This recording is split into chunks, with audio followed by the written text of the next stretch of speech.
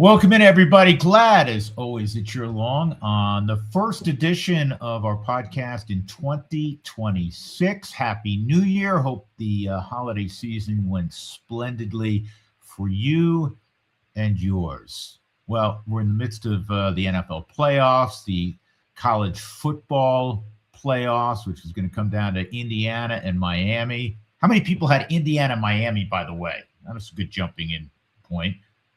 If anyone out there is going to say that even a month ago you had Indiana playing Miami in the national championship game, you're a friggin' liar.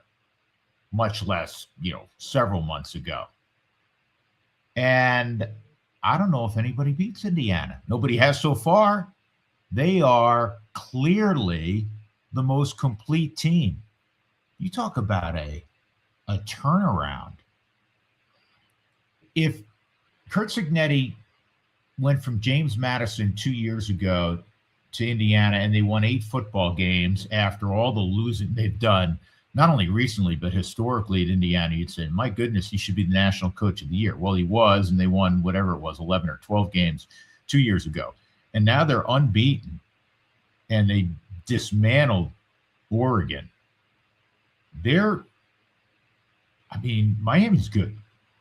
And I know Notre Dame fans, felt like they should have been in, and the whole controversy going back, several weeks ago to when the field was first revealed.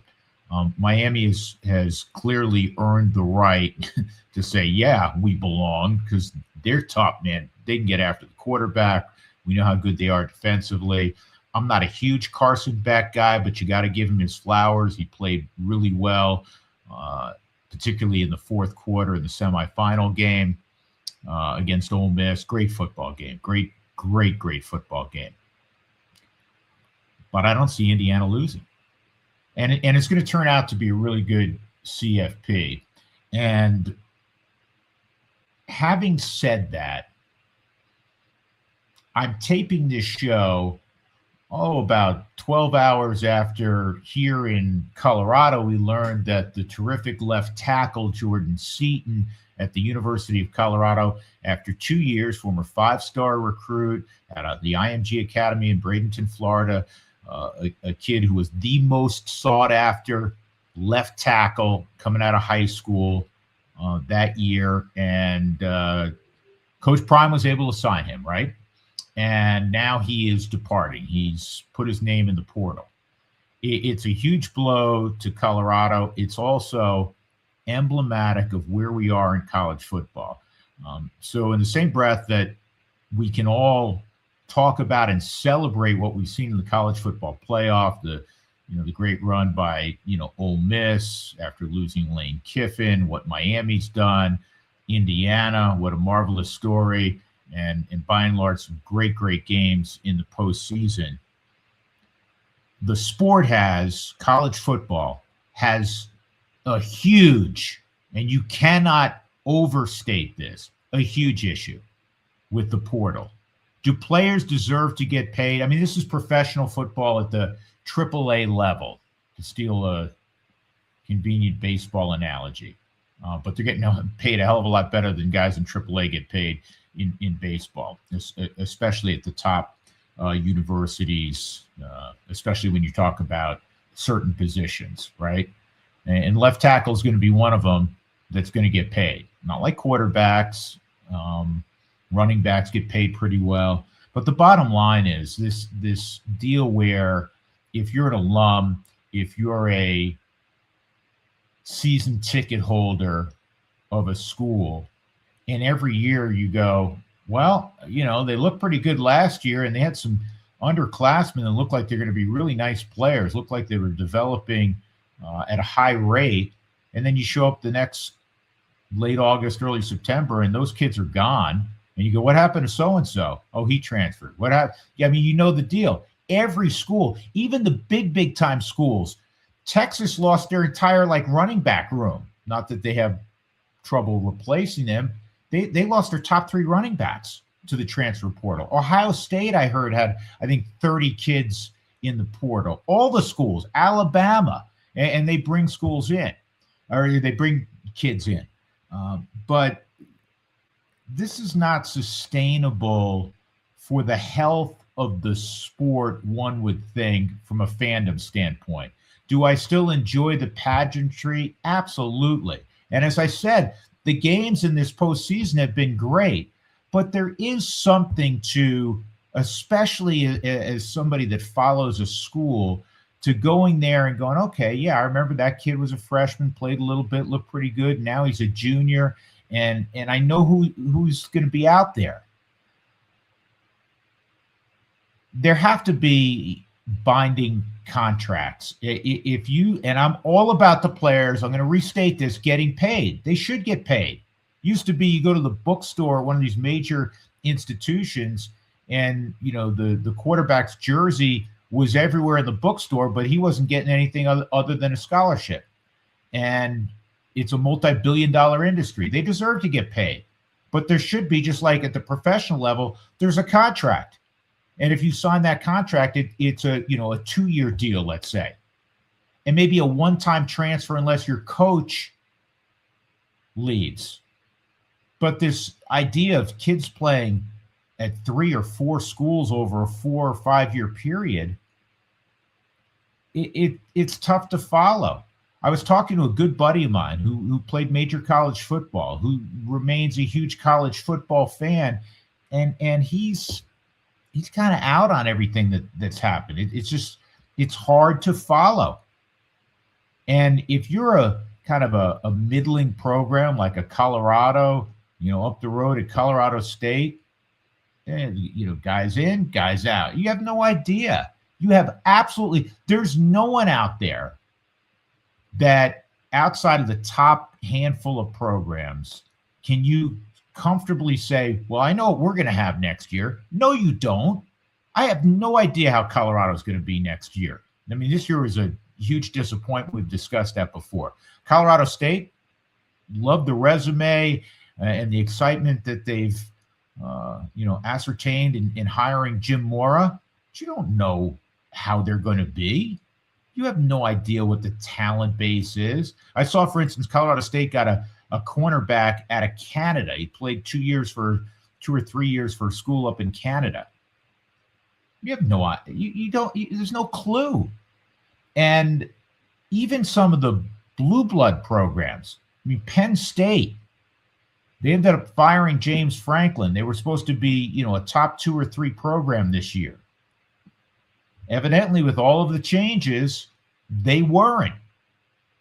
And there's other examples of that as well. How do you fix it, though? There's got to be binding contracts. You have to start there. And then there's got to be, a smaller portal window. You have to limit this craziness. And what is unspoken is, you have thousands of kids now in the portal. They're not all going to be happy. It's not all going to be, oh, yeah, that worked out well. For the majority, it's not going to work out well. And if I was a super rich guy, if I was somebody with hundreds of millions of dollars or a billionaire, and I had, as I do, great passion for the sport and maybe great affection for my university, I don't know if I would be throwing money to go sign players. Because, okay, good. You know what? I helped sign the quarterback at $6.5 million. Maybe I funded it all myself. And then after a year, he leaves. The hell is that? What kind of investment is that? You don't get wealthy making poor investments or rash decisions. I wouldn't be involved. So hopefully we'll get some change there. But, Colorado, I know they have quote unquote top 25 transfer. Now that's another thing. Now we rank the transfers. So they have a top 25 transfer team so far. But we don't know how that's going to turn out on the field. It's like guys show up and they're shaking hands, giving each other high fives. Where are you from? Where'd you play? Who are you? It's hard to build culture that way. It really is. So we'll see how it all shakes out. Staying in football, the Broncos know who they've drawn. On Saturday, they'll take on the Buffalo Bills for the second straight year. Josh Allen was magnificent. What a great weekend of football at the NFL level, save maybe one or two games. The fact that Buffalo went to Jacksonville and knocked out a really good Jaguar team, and the Broncos know how good that Jaguar team is. Kudos to Josh Allen. I think Buffalo is gettable. I think the best quarterback left in the field is Josh Allen. He may be the best quarterback in any field, even if Mahomes was in there and Lamar Jackson. I mean, we know what he can do, but they're not great defensively. They're not great at the wideout spot. They have a really good running back, in a running game.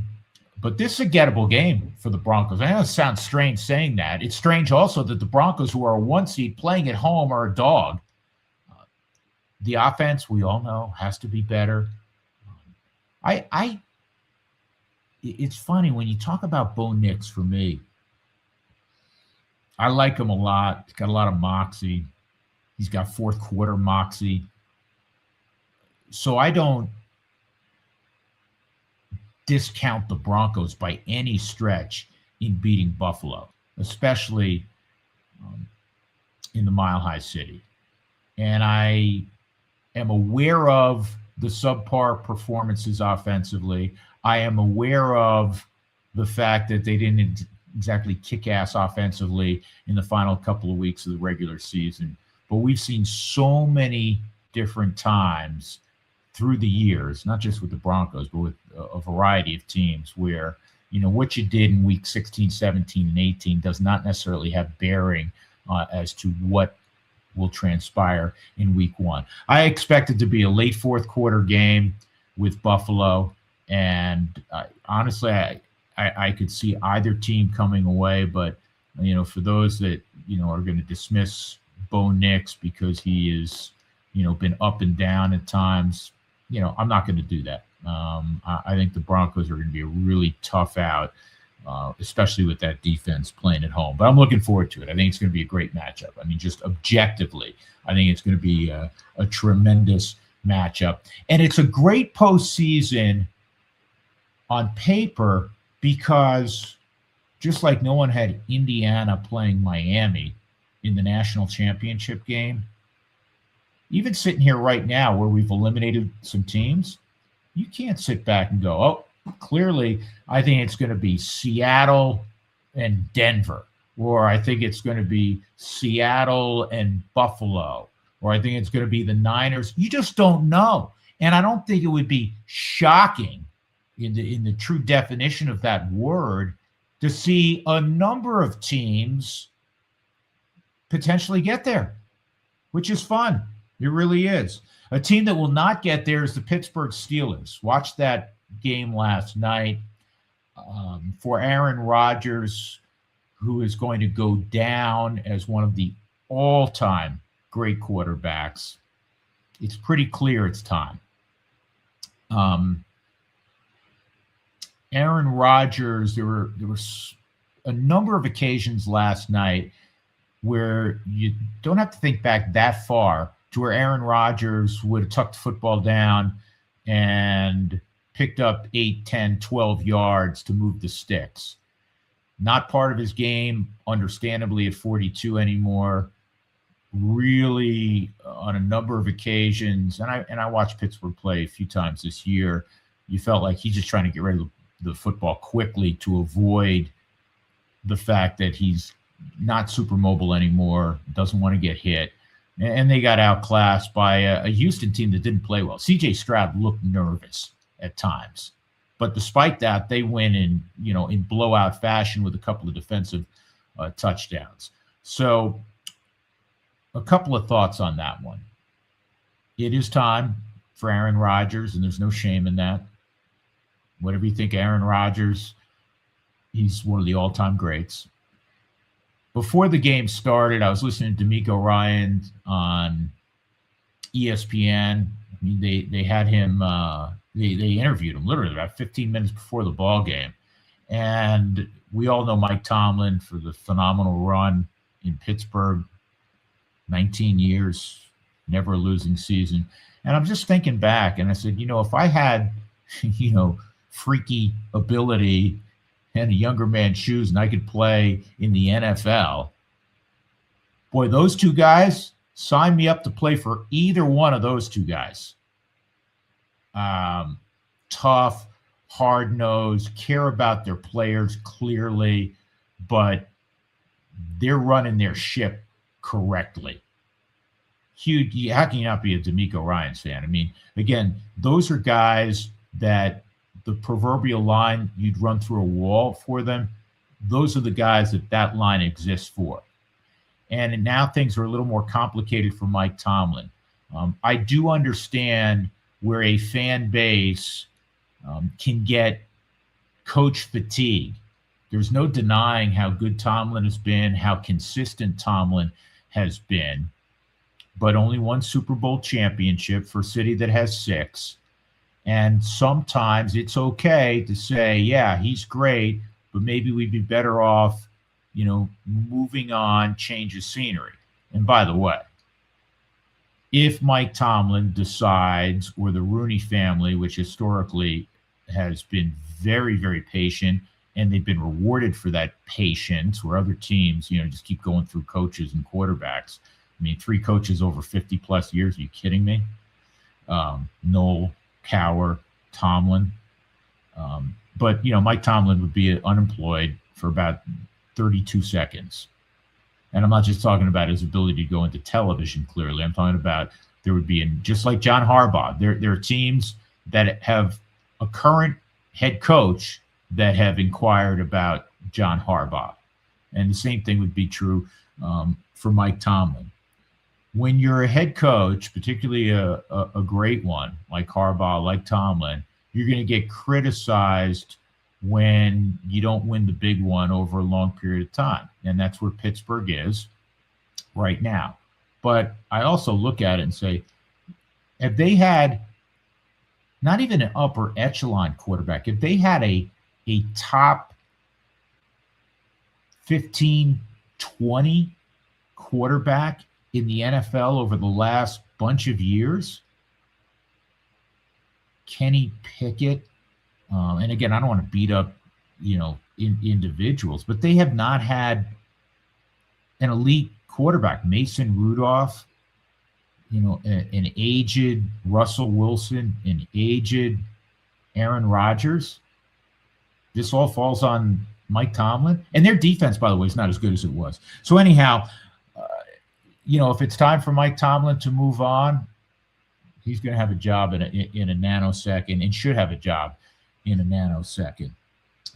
But I do want to point out, man, just listening to both of those guys, we've watched Ryan now over the last 3 years, a guy that the Broncos coveted. You understand why they're having success and why you want to play for them. What else is going on in the world of sports? The market in baseball, as we transition to baseball, the market in baseball, free agent market, has been slow moving, and we've seen that really the last few years. There's some big bats out there. There's some good arms still out there, and Ranger Suarez and Framber Valdez. They're not places that or people right now that the Rockies are going to entertain as they change their process. I've had a lot of people come up to me, whether it be, in the supermarket or running into at the gym, and, say, what about these moves the Rockies have made in their front office? I'm not just blowing smoke here. I'm not touting the company line. I am genuinely excited about this new regime. And I also will caution that it's a process. It's going to take time. You don't go from 119 losses to 119 wins. Wouldn't that be something? But we're going to talk to, in a couple of moments, a new member of that front office. And all these guys come with distinguished resumes from really good teams. These are not like scrap heap hires. It starts at the top with Paul DePodesta. Josh Burns has been a general manager in a couple other cities, came from Los Angeles, as we've discussed, really well thought of. And Tommy Tanous, who comes from the Mets, one of the elite scouts in the sport.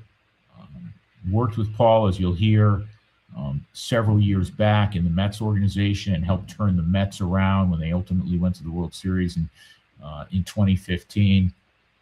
The fact that the Rockies are able to get some of these guys, for all of the folks that always want to criticize, Dick Monfort, you got to give him credit in that he's opened up his checkbook clearly and said, all right, I know it's time. We have to change the way we've done some things. And for many, understandably, they say, boy, this is, long overdue. Understand that sentiment. Appreciate that.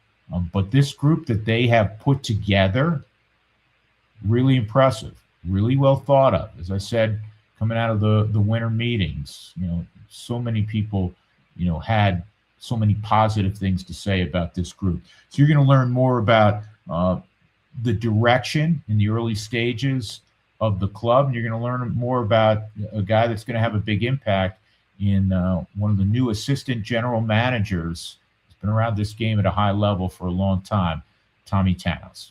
All right, Tommy, here we go. Well, officially, we are meeting. I guess this is the 21st century, right? So you meet first on video before you actually meet in person. But congratulations, and I'm not the first, but I want to welcome you to Denver.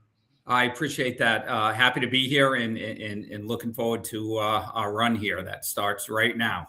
Yeah, you've had a lot of success, and then kind of we'll go over your resume in a little bit. You've had a lot of success in this business, and you've been entrenched for a long time with the Mets. And the natural question that would arise, because the Mets, have a person at the top of the food chain that's one of the wealthiest people in baseball. The Mets have seen a lot of success recently. I know last year was a disappointment in the second half, but the natural question to a baseball fan and an ardent Rockies fan is say, man, why would Tommy, leave the Mets to come to Colorado? Yeah, I've gotten that question quite a bit from friends and colleagues, and for me, and you're right, it's a really good situation over there. I have a lot to be thankful for. It's a great system. There's resources there to win, and I think they're gonna win the next few years. But it came down to Paul DePodesta. My relationship with Paul, we go back to his Mets days when I worked directly under him as a scouting director. Just his leadership. We had always joked after he left baseball to go to the Browns that, one day you're coming back and we're going to get the band back together and do this again and go to another World Series. So he was instrumental. Then my research on ownership here, the Monforts and what class acts they are and the loyalty they show their employees, which you cannot find in baseball or any sport. That was really attractive.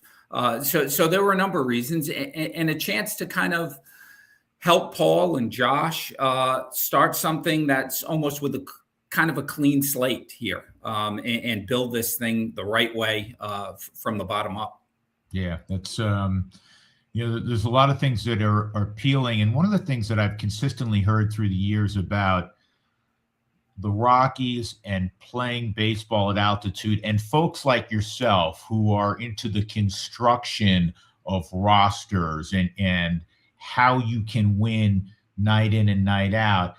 The Rubik's Cube has always been baseball at altitude. Was that an appeal as well, Tommy, from your standpoint? Trying to figure it out is an appeal, and it's been talked about. This isn't the first time. The Rockies have been around for a long time, and we've all wondered, boy, what would we draft over there? What is optimal? We're digging into that now, but I think there's another subtle thing that really matters. You need good players. This team's been to the playoffs before. They've had good teams. When they had those teams, they had really quality players. So quality players really figure it out. I absolutely think the altitude has something to do with this, specifically for the pitchers. But I also think if you get a draft, sign internationally, trade, and you get quality players, you'll have winning records. And those other adjustments are a little smaller. The tough part is getting good players. Yeah, and that's where your expertise, I'm sure, will be utilized. Um, when you look at, again, specific to Colorado, let's talk offensively first. We know pitching is a is a whole nother world, but offensively, do you look and say, hey, big outfield, a lot of gaps, especially playing 81, at altitude. There's a certain type of player that really fits here that maybe this roster is devoid of right now? Yeah, I think, and you could probably say this with several other ballparks, take away the altitude, but Kansas City's got a huge outfield. The Mets outfield is not easy to play. You do have to look at players a little differently, especially outfielders. Very difficult for a one-dimensional player to come here and have an impact on both sides. Might hit a lot of home runs for you, might give up a lot of runs trying to play in the corners or center field. So speed is going to be a component that we are going to have to weight heavily in the draft. The ability to cover ground. If Juan Soto's available, I wouldn't consider him a top 10 defender. We're really going to take Juan Soto, but that's far and few between. So yes, to answer that question, you have taken field conditions, environment, contact, skills here. Guys, when you make contact in Colorado, good things usually happen. So that would be something that gets possibly weighted a little bit higher than in other ballparks. Yeah, you've been on the development side and the player acquisition side for a large part of your career. And I've always felt personally, for whatever that's worth, that when it comes to that type of player, when you're talking about high contact versus swing and miss and chase and power versus, getting the ball in play, that you can coach guys to a certain degree, but it's DNA. You can't take a player and give him Juan Soto's, scrutiny at the plate if he's a 35% swing and miss guy. Can you carve into that? Yeah, but you're not going to make him a 15% swing and miss guy. That's my opinion. More importantly, I'm soliciting yours. Yeah, no, I think it's a pretty good opinion. It's something that's been talked about for years in drafts. Is it environment or is it the player natural ability? Very difficult to stop a player from chasing. Very difficult to get a player to make more contact inside the zone. You can improve it 100%, but I would have a lot more confidence in improving a player's defense than I would say his plate discipline. You have to look for that in the draft, in your international signings. That has to become more ingrained and embedded in your scouting reports. Agree. And I think the best, when you look at player development, the best teams, the Dodgers, I think the Mets do a really good job of it. The Yankees certainly do. The best teams are aligned scouting wise and player development wise. Our scouts should know exactly what we're really good at fixing, what we struggle to fix, and player development should understand what they're getting when we get a player. This is our kind of player. This is our style of player. I think when it works hand in hand, and that's what I'm here to do, to make sure, as Paul calls it, the handoff. Once we draft the player, we hand them off to player development, and he's a really big believer in having a synergy between two departments.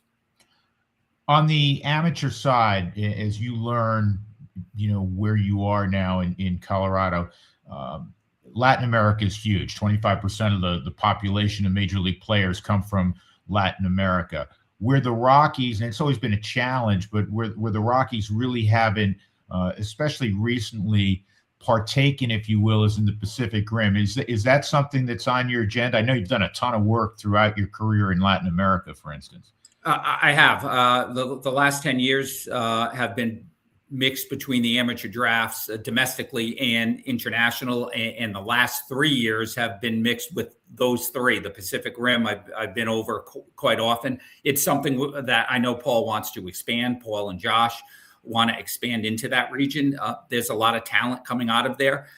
More importantly, there's talent coming out of there that actually wants to come to the United States. So we need to be in that market, and we need to be in every market.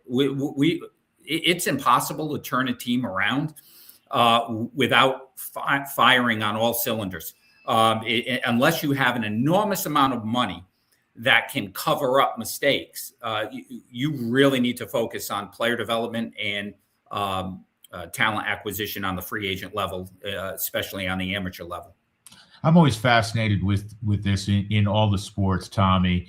I tell people how difficult your job and Rolando Fernandez and the folks that are down in Latin America, when you're signing 16-year-olds. I mean, my goodness, when you sign if you draft an 18-year-old out of high school, that's hard enough to try to project 4, 5, 6 years down the road what you may have. Even the college kids that are playing it, in top programs, say in the SEC, 16-year-olds, my goodness. So to have that kind of crystal ball in your mind that you have to have working with your scouts, where does that begin? Is there certain things you look for, characteristics internally that you look for and say, boy, this is really important to this youngster? Yeah. Rolando has the most difficult job, evaluating job in the system. I've done that job. It is incredibly difficult because we're signing them at 16. We're evaluating them at 12, 13, 14. Crazy. Absolutely. So their standards are going to be much different than the high school player, and much, much different than the college player. So what you try to focus on, you may not be as critical as a swing and how the swing unravels with a 13, 14-year-old, because it's simply not strong enough to be swinging the wood bat. So they are it's almost equivalent to a 10-year-old trying to shoot a 3-pointer. They shoot it away from their hip. Well, that's really not the shot that kid is going to end up with in 6 years when he gets stronger. So there's some similarities there. Now, there is plate recognition down there at that young age that you try and measure. The best players at 12 usually are the best players at 13, and it's going to depend on growth and how much you can project that. Defense is a little more accurate when you're doing that. But to answer your question, it's a whole different process of what your expectations are with a younger player. That said, information is information. We are better at drafting, we as an industry, better at drafting college players simply because we have more information. They've done it for a longer period of time. We have much more analytics, metrics, how hard it comes off his bat, how much more run times, how much is swing and miss. When you're in the international market, you have a workout. You may give the player 20 at bats there. Then he goes and works out for 25 other teams. You get him back the next week, and you're really trying to piece it together. And that's where the risk comes in. Yeah. Specific to the Pacific Rim, I know that the Shoheis of the world probably are not going to go to Denver just because, financially the allure, especially the West Coast, proximity, et cetera.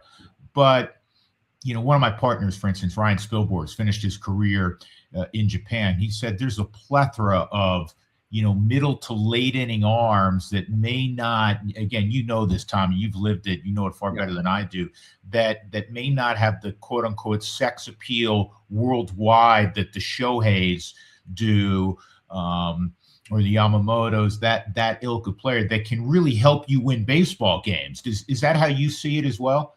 Oh yeah, 100%. There is depth to be had there. There really is. There's middle relief help there. There's, and this is really important. It's not a sexy thing to say, but there's AAA help that ends up coming up and spending 10 days in the big leagues to help your team during certain stretches. Incredibly important and valuable. There's quite a bit of talent there. And that's what we need to delve into a little bit more to help solidify some of our higher, whether it's AA or AAA, and that in essence really helps the big league team. Yeah. No, I was. Please finish that. No, I'm sorry. Yeah, the other market that's really coming on is Korea and Taiwan. As far as the amateur players, I've spent a lot of time over there. Players that are willing to come over here, players that'll have impact. They're also a little easier to sign than the Japanese amateur player. So, those three spaces can really help an organization. When you look at, again, specific to Denver, we still here at in Colorado remember fondly the Blake Street Bombers, and you were on the East Coast, but you remember, hey, that was a formidable lineup, whether you were in Denver or you were playing back then at Shea Stadium or wherever it was. Is the power component for you a must in roster construction as you turn this thing around? No, I don't. I don't think so. It's nice. It's something, and those were great teams. They were fun. And getting back to an earlier question, how you take in altitude. Those guys were good players anyway you put them. They were just simply really good professional players, professional hitters. So would we like that? Absolutely. But when you're building it, it's a little profile dependent too. You may take a center fielder with a little less power. That is really going to cover ground, that is going to be more hit than power type of player. And then the profile changes as you move to a corner. Yeah, that player is going to have to thump a little bit. We can't simply rely. At some point, somebody's going to have to hit some home runs in the lineup. But I think it's more profile driven when you're scouting and being adaptable. I've drafted both. I've drafted power hitters that were one dimensional, not ideal, but had some success with it, and then drafted more 5-tool type players. And I think that's draft dependent. Certain years in the draft, sometimes it offers it, sometimes it doesn't. Is your position, Tommy, all encompassing? Are you solicited opinions on, the big league roster right now? And, for instance, the club just went out and got Jake McCarthy, who's, I think is, again, bias aside, I really like that sign because this is a guy that's a tremendous athlete, runs really well, has had big league success. But, if you could answer the first part of that question and then, kind of weigh in on overall construction. Yeah, Paul and Josh have been extremely inclusive, not just with me, with the entire front office in trying to build this roster and soliciting opinions. We all come from different teams and spaces, so we have a little bit more information or different information than say the other. When we're working on trades with somebody in the East, I've been involved with the minor leagues on our side with the Mets. The Braves come through all the time, so I have extensive knowledge. Excuse me. And so Paul has been really, really good at facilitating our opinions on that. Yeah. How long, this is a fan question, right? How long does it, honestly have to take to turn this thing around? We, again, Rockies fans who've hung in there, they realize this last year in particular is one of the worst seasons, let's be honest, in the history of the game from a one-loss standpoint. So, I know a lot of people are excited about all of you now being involved in that front office, but I know you can't put a definite time frame on it, but in your mind, how does it unfold? Yeah, it's tough to put years on it. It's going to happen in a year, whatever, and it's dangerous to do that. I think the change will come a little more subtle, where you're going to start seeing things in the minor leagues at first, and start seeing, hey, boy, this lineup is pretty good. Instead of just having 1 or 2 players in it, now there's 6 in this lineup. They control the strike zone a little bit better. Their pitching is a little sharper. The velocities have gone up with it. And that will, I constantly give this example. Paul DePodesta took over basically my position with the Mets in 2011. By 15, we were in the World Series. And it didn't happen where we won 70 games, then 80, then 90, then 100. It kind of went up 70 games, 75, 75, and then boom, we were good all of a sudden. It's not linear in how teams perform. But I think you'll start to see some things start stabilizing in the minor leagues. As we had a really poor Rockies play poorly on the big league side. The minor league, that's a reflection of the minor leagues also when you look at it. Pitching has always, been the conundrum, if you will, at altitude. Do you have thoughts as to, what will potentially work here? And collectively, do you have some definitive thoughts? Yeah, certainly. And this comes in a variety of ways. We swing and miss. Same thing that works for the hitters in Coors Field. Touching the ball is really helpful. And so we want to prevent that on the other side. So we have to be looking for pitchers that have swing and miss ability within their arsenal. And that may come in different forms. It may be a high velocity guy that's just going to have a riding fastball that blows by people, or it might be a bigger arsenal guy who might not be throwing 95, but has 6 pitches. That's been the biggest change in the last 5 years with pitching is the just sheer amount of pitches. 20 years ago, you were a starter, you had 3 pitches. Now starters have 6, 5. There's a cutter in there. There's a 2-seam, a 4-seam, a slider, a sweeper. I'm amazed at the arsenal and what these kids can handle. Yeah, and that is what's, for me, from afar, changed dramatically in that, used to be thought of swing and miss was, an overwhelming fastball and a slider that, as I like to term it, was late. Now you can, in your world, look for guys that spin it, or also maybe arm slots, right? Are you a big arm slot guy? You want to have a variety, especially coming out of the pen, a variety of different arm slots? Yeah, so that's always nice, as long as they're not giving it away to the hitter and being predictable about it. Being athletic on the mound, where the arm slot is high 3/4 the next pitch, that's really an advantage. The also bigger factor is change of speeds. With the velocities at 95, 96, 97, change of speeds, hitters are starting their swing before the ball leaves the pitcher's hands now. So they are really selling out for contact on fastballs. So if you have some change of speeds, whether it's at your curveball or whether it's a quality changeup, that's another swing and miss pitch. Yeah. I know the splitter all of a sudden is very much in vogue. So back in vogue. Yep. Yeah. Absolutely. Do you have a favorite, Tommy? I'm always fascinated by this. Do you have a favorite?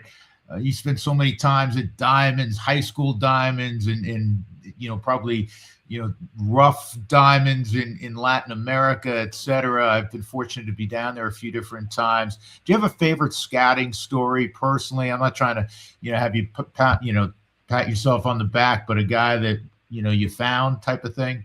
Oh God, it's so many. I'll tell you a funny story. It had nothing to do with a player though. We're running a workout in the Dominican, and the guy running the workout, Felix Fernandez, great guy, great scout. We're running the workout and Felix goes down.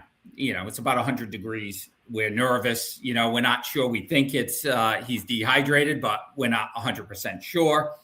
I knew Felix for 10 years. He physically looked great. Never sure. He had like adult children, all this. I said, call an ambulance. And they all looked at me and said, there's no ambulance going to come out here. We get him in the car. We start driving to the hospital. Felix is about 6'3", so his feet are on my lap. And we finally get to the hospital. I said, pull into the emergency room. There's no emergency room. We just got to walk him in. So we drag him out. There was no parking lot to the hospital. We have poor Felix on the sidewalk. We're dropping him because he's 6'3", about 240 pounds. We walk in, holding him, but he's still passed out. We walk in. The nurse comes over and says in English, what happened? Well, he passed out. How old is he? And I looked at him and I said, between 40 and 70. I had no idea. I had no idea.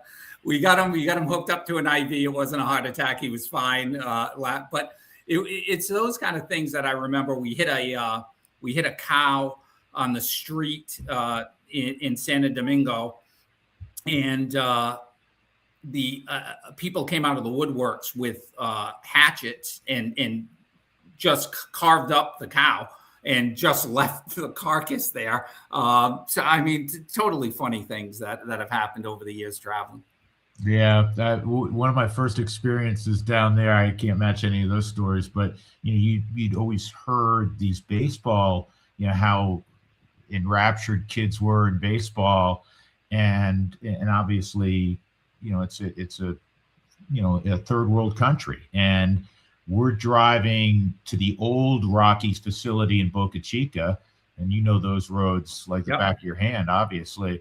And we're bumping along, and chickens and everything else in the middle of the street, and shanties on the side with no plumbing, and the kids are joyous. They're in the middle of the street, and they're playing. They're throwing bottle caps. You've seen this a million times. Bottle caps, and hitting it basically with a stick of some kind. And boy, if you can hit that, man, you got hand-eye coordination, right?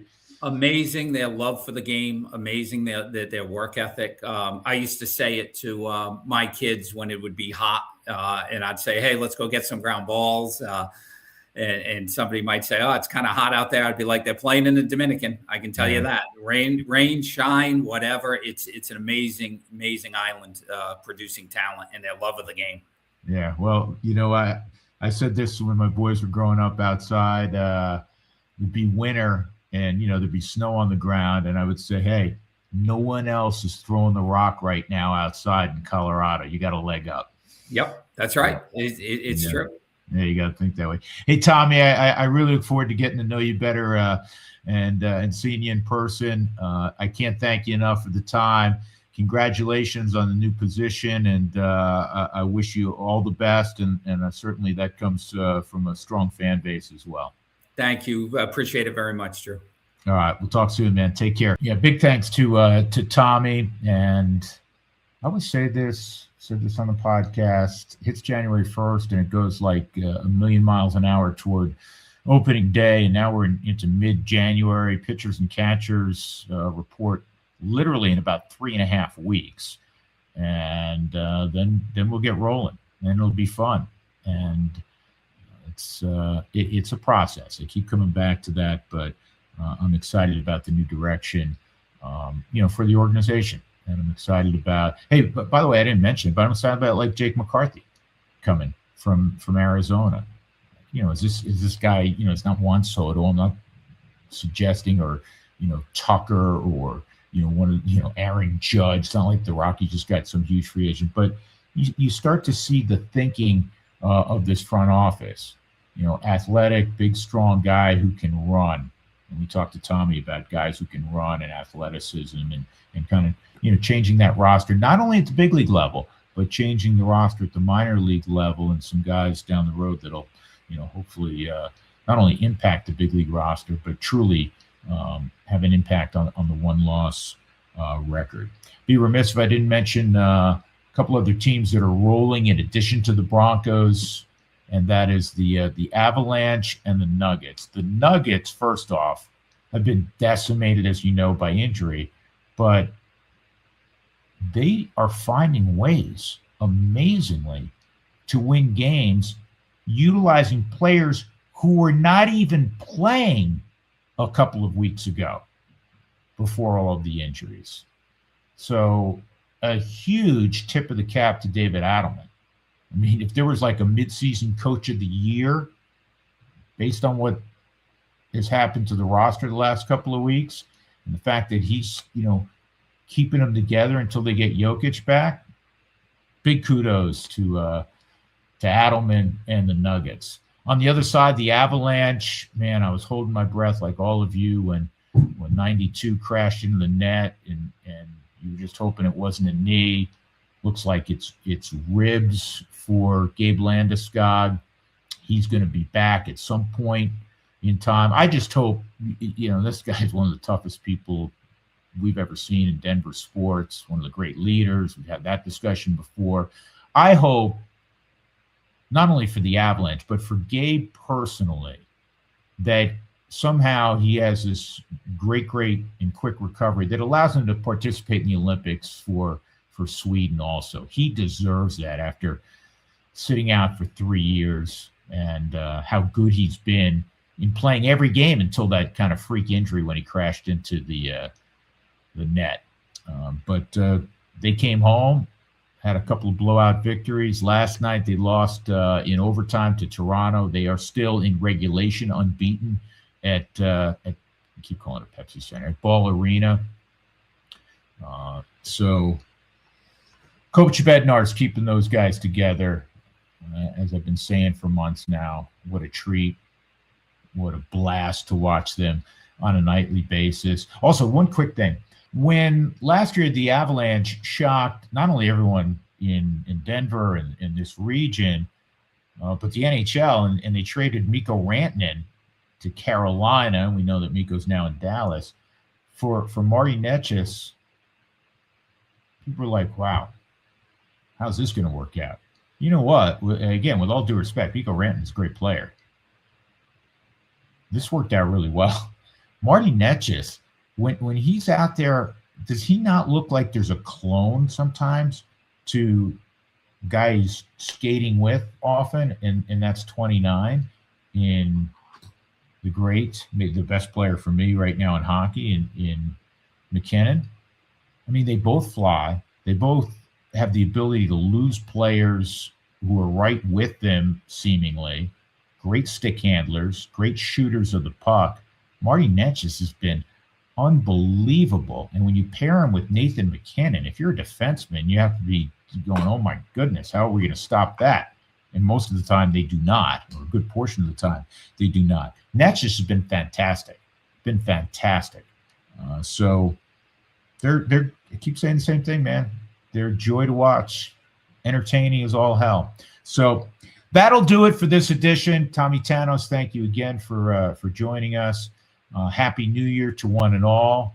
Hope the Broncos can get it done this weekend against the Buffalo Bills. That's going to be great theater. And we'll talk again soon. Take care, everyone.